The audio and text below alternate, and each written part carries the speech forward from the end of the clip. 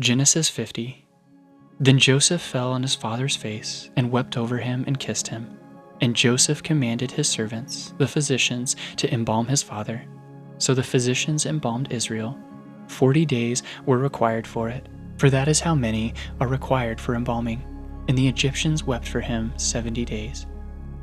And when the days of weeping for him were past, Joseph spoke to the household of Pharaoh, saying, If now I have found favor in your eyes, please speak in the ears of Pharaoh, saying, My father made me swear, saying, I am about to die. In my tomb that I hewed out for myself in the land of Canaan, there shall you bury me. Now therefore let me please go up and bury my father, then I will return.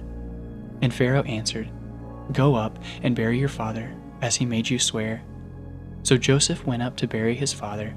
With him went all the servants of Pharaoh, the elders of his household, and all the elders of the land of Egypt, as well as all the household of Joseph, his brothers, and his father's household. Only their children, their flocks, and their herds were left in the land of Goshen. And there went up with him both chariots and horsemen. It was a very great company. When they came to the threshing floor of Adad, which is beyond the Jordan, they lamented there with a very great and grievous lamentation. And he made a mourning for his father 7 days. When the inhabitants of the land, the Canaanites, saw the mourning on the threshing floor of Adad, they said, This is a grievous mourning by the Egyptians. Therefore the place was named Abel Mizraim. It is beyond the Jordan. Thus his sons did for him as he had commanded them. For his sons carried him to the land of Canaan and buried him at the cave of the field at Machpelah, to the east of Mamre, which Abraham bought with the field from Ephron the Hittite to possess as a burying place. After he had buried his father, Joseph returned to Egypt with his brothers, and all who had gone up with him to bury his father. When Joseph's brothers saw that their father was dead, they said, It may be that Joseph will hate us and pay us back for all the evil we did to him. So they sent a message to Joseph saying, Your father gave this commandment before he died. Say to Joseph, Please forgive the transgression of your brothers and their sin, because they did evil to you. And now please forgive the transgression of the servants of the God of your father. Joseph wept when they spoke to him. His brothers also came and fell down before him and said, Behold, we are your servants.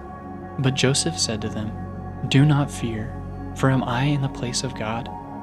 As for you, you meant evil against me, but God meant it for good, to bring it about that many people should be kept alive as they are today. So do not fear, I will provide for you and your little ones. Thus he comforted them and spoke kindly to them.